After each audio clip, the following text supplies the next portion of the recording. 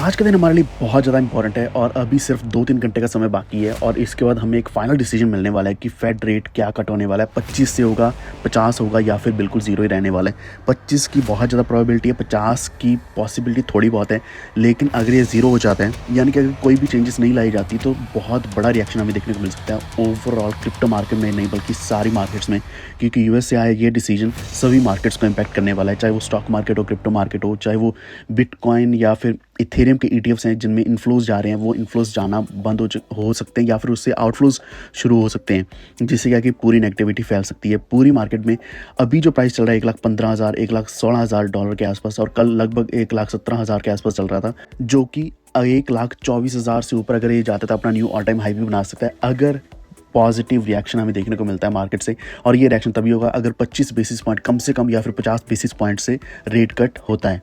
लेकिन अगर ये ऐसा नहीं होता, ज़ीरो ही रहता है रेट कट बिना किसी चेंजेस के, तो ये $1,04,000 के आसपास या फिर उससे नीचे $92,000 के आसपास जा सकता है बीटीसी का प्राइस। और जिससे क्या कि सडन डिक्लाइन हमें सिर्फ बीटीसी में नहीं बल्कि सारे के सारे ऑल्ट कॉइन्स में देखने को मिल सकता है। तो इसके बारे में पूरा डिटेल में हम डिस्कस करने वाले हैं। तो यहाँ पे ईटीएफ्स की भी बात करने वाले हैं और एक नई चीज़ आई है सामने, जिसकी वजह से क्या कि जो डिसीजन है ये 50 बेसिस पॉइंट्स तक भी जा सकता है, जो मैं आपके साथ शेयर करूँगा। इसके अलावा बाइनेंस की बहुत बड़ी अपडेट है और कॉइनबेस इंडिया की भी बड़ी अपडेट है, जहाँ पे एक हैक हुआ है और उस हैक से लगभग 10,000 से ज़्यादा कस्टमर्स का डेटा जो है चोरी हो चुका है, वो भी हम डिस्कस करेंगे। तो वीडियो को पूरा देखते रहना। चैनल पर पहली बार है तो प्लीज़ सब्सक्राइब करके बेल के दबा लीजिए और इसी के साथ हमारा टेलीग्राम ज्वाइन कर लो, वॉल्फस्ट्रीट ऑफिशियल। आप सर्च कर सकते हैं, लिंक डिस्क्रिप्शन में मिल जाएगा। तो यहाँ पे आप देख सकते हैं एक मैंने सर्वे भी डाला है, सर्वे में आप भी पार्टिसिपेट कर सकते हैं, जिसमें फेड रेट कितना कट होने वाला है इसमें आप भी वोट कर सकते हैं कि 25 होगा, 50 होगा या फिर बिना किसी चेंजेस के ही ये कंटिन्यू हो सकता है। तो ओवरऑल मार्केट अभी देखें तो बहुत अच्छी चल रही है, हरी भरी चल रही है। Alt coin season almost similar है जो कल भी था और फियर एंड ग्रीड इंडेक्स भी न्यूट्रल चल रहा है, यानी कि यहाँ पे कोई फियर अभी तक तो नहीं आया। मार्केट कैप 4 से ऊपर चल रहा है, यानी कि 4.03 ट्रिलियन के आसपास चल रहा है। पिछले 24 घंटे के अंदर 0.45% का एक इंक्रीज़ देखने को मिला है। एंड बीटीसी, इथेरियम या फिर अगर हम बीएनबी भी देख लेते हैं, बीएनबी की बहुत बड़ी अपडेट है जो मैं आपको थोड़ा बाद में बताने वाला हूँ, जिसकी वजह से आप $950 ऑलरेडी देख पा रहे हो बीएनबी का। और ये पॉसिबल सिर्फ तभी हो रहा है क्योंकि अभी मार्केट में अपडेट ही बहुत बड़ी है और जिसने अपना ऑल टाइम हाई जो बनाया है ये भी 962 के आसपास है, जो कि पिछले कुछ घंटों के अंदर ही बनाया, पिछले 12 घंटे के अंदर ही बनाया। और बीएनबी को लेकर मैं आपको बहुत सारे अपडेट्स पहले भी दे चुका हूँ, बहुत बार आपको बोला है कि इसमें हमें बड़ा प्रॉफिट मिल सकता है और यहाँ से $200-300 और भी मिल सकता है।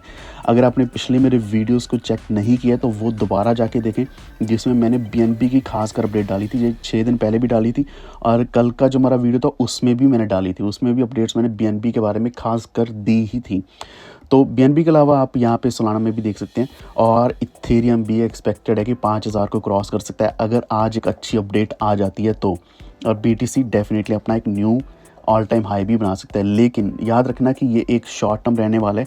जब बहुत बड़ा सडन पंप आएगा तो उसमें फिर से नीचे पुल बैक भी आने वाला है, ये हमेशा याद रखना। अब देखते हैं कि यहाँ पे इतनी ज़्यादा जो पॉजिटिविटी है, इतना ऑप्टिमिज्म है मार्केट में, वो क्यों है? क्योंकि एक प्रो क्रिप्टो जो स्टीफन मिरान है उन्होंने स्वान किया एज ए फेड गवर्नर।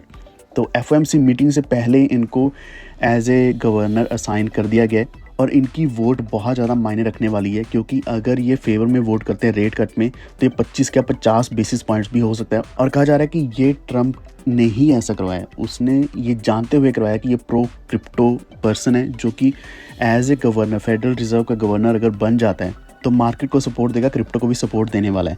और यहाँ पे जो पहले फेडरल गवर्नर था एड्रियाना क्यूगलर, अब उनको ये ऑलरेडी रिप्लेस कर चुके हैं, उन्होंने रिज़ाइन कर दिया और ये अभी यहाँ पे अपनी पोजीशन ले चुके हैं। अब इसके बाद क्या कि 2-3 घंटे में फेडरल रिजर्व का रेट का डिसीजन सामने आने वाला है कि डिसीजन क्या होगा।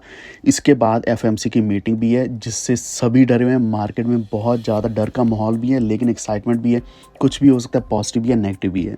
तो अभी जो बोला जा रहा है वो 100% चांसेस यही बन रहे हैं कि फेड अपने इंटरेस्ट रेट्स को कट करने वाला है, जो कि 50 बेसिस पॉइंट से हो सकता है। लगभग 95-96% चांसेस यही हैं। सीएमई फेड वॉच के सर्वे के अनुसार इतना पॉसिबल है, लेकिन लगभग सिर्फ 4-5% ही पॉसिबल है कि 50 बेसिस पॉइंट्स हो। तो ये 50 वाला बहुत ज़्यादा मुश्किल लग रहा है, लेकिन सबसे ज़्यादा डर यही है कि अगर चेंजेस ही नहीं आते तब मार्केट में नेगेटिविटी बहुत ज़्यादा होने वाली है। लेकिन एक और चीज़ ये है कि FOMC मीटिंग तो होगी, लेकिन इसी के साथ पूरे इस साल के अंदर 2 और रेट कट्स आ सकते हैं। तो अगर हम शॉर्ट टर्म नहीं भी देखते हैं, अगर हम लॉन्ग टर्म देखते हैं, तो पूरे 2025 साल के अंदर 2 और मीटिंग्स होती हैं, 2 और रेट कट्स होते हैं, 2 नए डिसीजंस और लिए जाते हैं, जिससे क्या कि डेफिनेटली जो BTC है इसी साल के अंदर $1,500 से ऊपर, यानी कि $1.5 लाख से ऊपर जा सकता है। अब हम बात करेंगे यहाँ पे, आप देख सकते हो कि इसका पॉजिटिव इम्पैक्ट क्या पड़ रहा है। यहाँ पे आप क्रिप्टो करेंसीज के प्राइसेस तो देख ही सकते हो कि ऊपर जा रहे हैं, लेकिन इथेरियम स्पॉट ETF से पैसा आउटफ्लो होके जो पैसा जा रहा है बिटकॉइन स्पॉट ETFs में जा रहा है। $292 मिलियन, इतना ज़्यादा बड़ा अमाउंट अभी गया है बिटकॉइन की ETFs में। अब इसका मतलब है कि पूरी मार्केट बहुत ज़्यादा पॉजिटिव चल रही है इस वक्त, यानी कि हर कोई BTC के ETF में इन्वेस्ट करना चाहता है, क्योंकि उनको पूरी श्योरिटी है कि ये मेन स्ट्रीम में अभी इसको एक्सेप्ट किया जा रहा है, इसमें प्रॉफिट्स भी हैं। अब अगर हम यहाँ पे डिटेल्स देखते हैं, चार्ट देखते हैं, जो कि tradingeconomics.com के ऊपर है, आप देख सकते हैं 2 बजे फेडरल इंटरेस्ट रेट का डिसीजन आने वाला है। अभी जो करंट है 4.5% है, और जो एक्सपेक्टेड है 4.5 की जगह 4.25% है, 4.25%, और पॉसिबिलिटी ये भी है कि 4% तक जा सकता है। तो देखते हैं क्या होता है। अभी 3 घंटे बाकी, जब मैं वीडियो बना रहा हूँ, जब आप वीडियो देख रहे होंगे शायद तो टाइम कम होगा, और उसके बाद FOMC इकोनॉमिक प्रोजेक्शंस होंगे, और 2:30 बजे कॉन्फ्रेंस होने वाली है। तो ये पूरा समय ही लगभग 4 घंटे हमारे लिए बहुत ज़्यादा क्रूशियल है। अब देखते हैं आगे चल के क्या बनता है। अब इसी के दौरान एक बड़ी चीज़ जो सामने आई है वो ये है कि जो बाइनेंस के CZ हैं, जो फाउंडर हैं, वो पहले X बाइनेंस इन्होंने लिखा हुआ था अपने बायो में, ट्विटर के ऊपर, X के ऊपर, तो अभी इन्होंने X हटा दिया और @बाइनेंस बना दिया। इसका बहुत बड़ा इंडिकेशन यही मिल रहा है कि शायद ये वापस बाइनेंस में लौट कर आ रहे हैं। और आप देख सकते हो इसी की वजह से अभी जो नया ऑल टाइम हाई बना है वो $950 से लेकर $962 तक गया है। और आप देख सकते हो कि बाइनेंस ऑलरेडी डील कर रहा है US के DOJ से, ताकि जितने भी कंप्लायंस मॉनिटर्स हैं उनको हटा दिया जाए, जिसकी वजह से अभी बाइनेंस और BNB दोनों और भी ज़्यादा बुलिश हो रहे हैं। और यहाँ पे कंप्लायंस मॉनिटर का जो पार्ट है, $4.3 बिलियन की सेटलमेंट, ये 2023 में इसकी बात करी गई थी, और देखते देखते आप देख सकते हो 2 साल गुजर चुके हैं जब से ये हुआ है, लेकिन BNB और बाइनेंस पीछे नहीं हटे हैं। और BNB वैसे कि वैसा अच्छे प्रॉफिट्स देता जा रहा है, और बाइनेंस उसी तरीके से नए से नए प्रोडक्ट्स ला रहा है। बाइनेंस और भी ज़्यादा प्रो होता जा रहा है, यानी कि बाइनेंस की acceptability all over the world सबसे ज़्यादा इस वक्त भी है।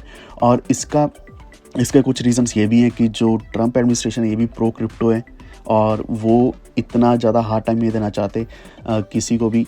और अगर हम बाइडेन एडमिनिस्ट्रेशन देखते हैं, वो उल्टा ये था कि वो अगेंस्ट चलते थे क्रिप्टो के।